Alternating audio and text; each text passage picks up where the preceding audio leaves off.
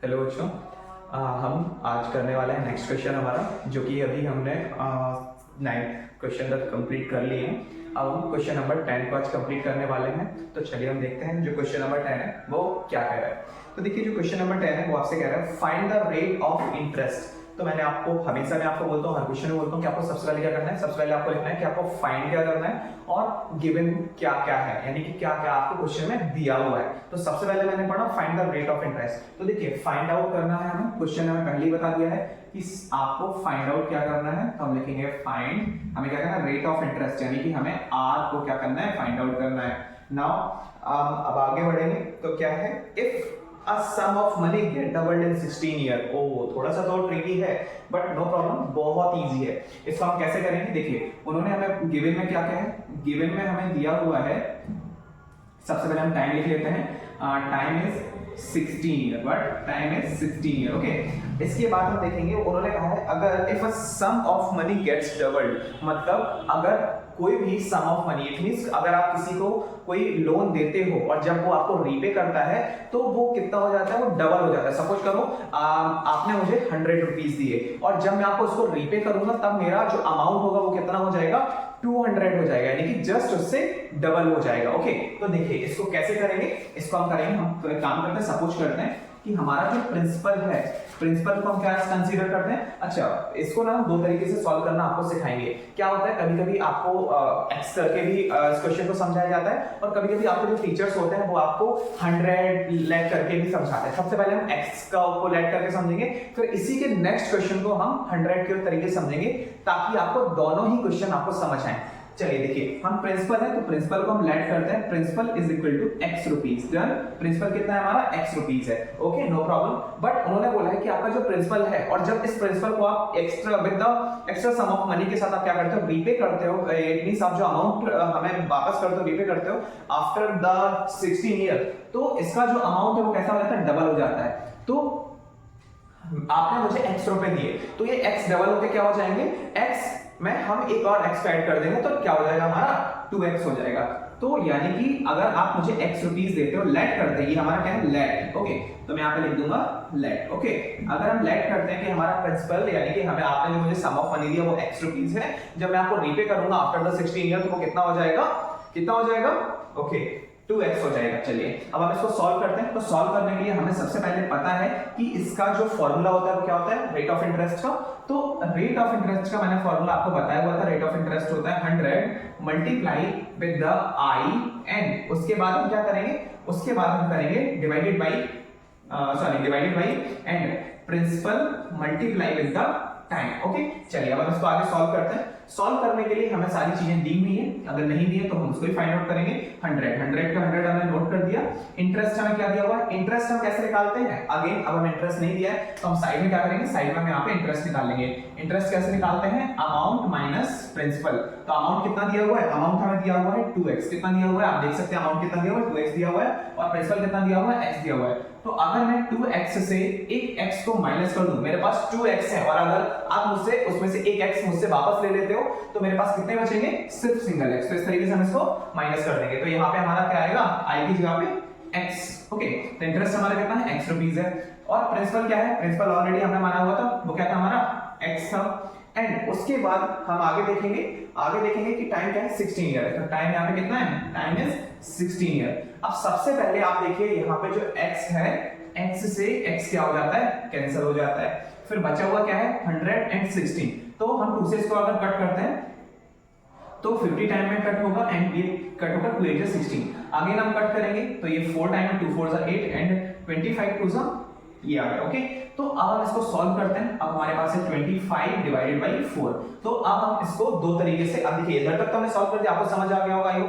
तो इसके बाद हम क्या करेंगे, इसके बाद बहुत इजी हो जाता है। इसके बाद आप क्या करेंगे, 4 का 25 से डिवाइड करेंगे, और जब 4 का 25 से डिवाइड करते हैं तो आप दो तरीके से इसका आंसर ला सकते हैं, एक तो फ्रैक्शन के फॉर्म में, और एक ला सकते हैं आप किसके फॉर्म में, डेसिमल के फॉर्म में। तो देखिए मैंने आपको दोनों ही सिखा दिए हैं। यहाँ पे अगर आप 25 में 4 का डिवाइड करते हैं, तो 25 का 4 से डिवाइड करते हैं तो क्या आएगा, 4 6 24 आएगा। यहाँ पे 5 में से 4 गया 1, और उसके बाद अब कैलकुलेशन खत्म। तो हम इसको फ्रैक्शनल फॉर्म में कैसे लिखेंगे, फ्रैक्शन फॉर्म में हम इसको कुछ इस तरीके से लिखेंगे 6 and 1/4%। ओके 6 and 1/4% जो आपका है वो रेट ऑफ इंटरेस्ट यहाँ पे आ गया।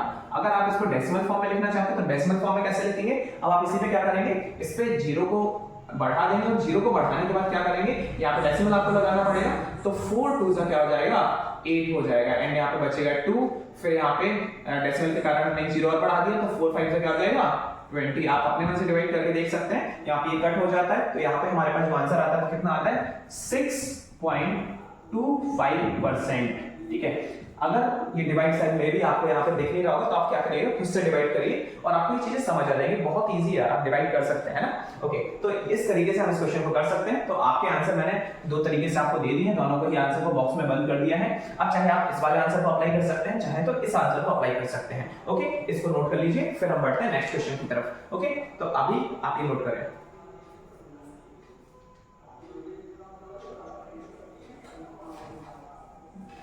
पॉज करो इसको, जो कंटिन्यू करते हैं।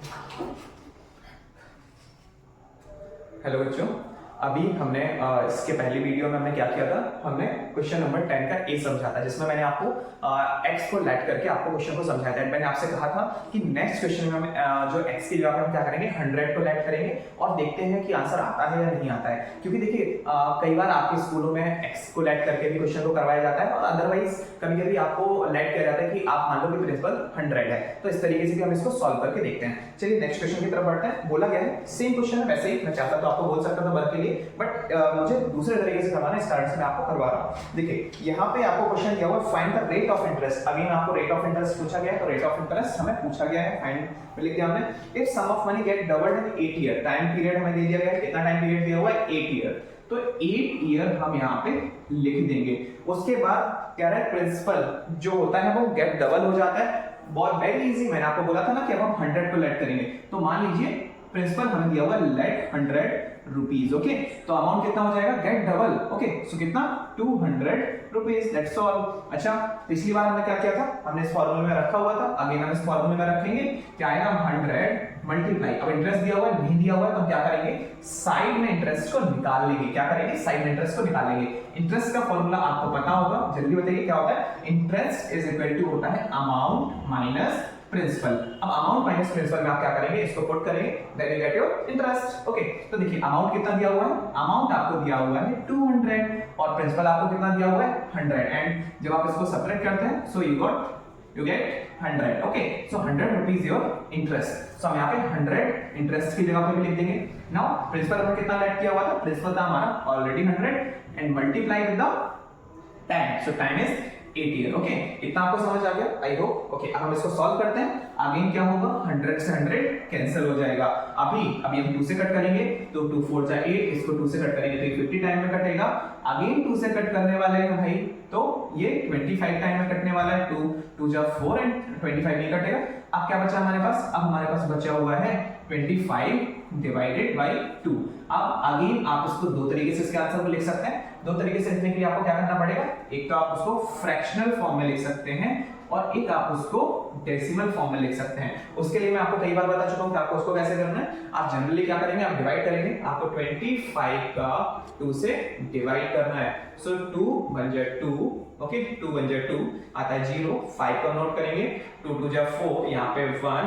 अब इतना हो गया। अब सबसे पहले हम इसको किस फॉर्म में लिख देते हैं, हम इसको लिख देते हैं किसके फॉर्म में, हम लिख देते हैं इसको फ्रैक्शन की फॉर्म में। तो फ्रैक्शन की फॉर्म में हम इसको कैसे लिखेंगे, जो 12 वो हमारा होल नंबर एंड 1/2 हमारा इन फ्रैक्शन में है, तो 12.5% हमारा यहाँ पे आंसर आ जाता है। अच्छा, ये तो हमारा आ गया किसमें, फ्रैक्शन के फॉर्म में। अब इसको डेसिमल फॉर्म में कैसे चेंज करेंगे, हमें क्या करना पड़ेगा, इस के पास हमें 1 से तो 2 का डिवाइड होगा नहीं, तो हम इसमें 0 बढ़ा देंगे। 0 बढ़ाने के लिए हमें पहले यहाँ पे डेसिमल नंबर बढ़ाना पड़ेगा।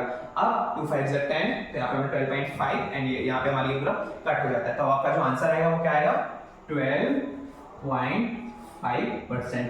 तो दोनों में से आप किसी भी आंसर को अपने क्वेश्चन में अप्लाई कर सकते हो, जो भी आपके बुक में आंसर शीट में दिया हो। ओके, आई होप कि आपको ये क्वेश्चन भी समझ आया होगा। इसके पहले मैंने आपको एक्स करके समझाया था, अभी मैंने आपको दूसरा क्वेश्चन सेम है वैसे ही, कुछ डिफरेंस नहीं है, बस मैंने इसको आपको कैसे समझाया 100 को लेट करके। ओके, चलिए आप इसको नोट कर लीजिए। हम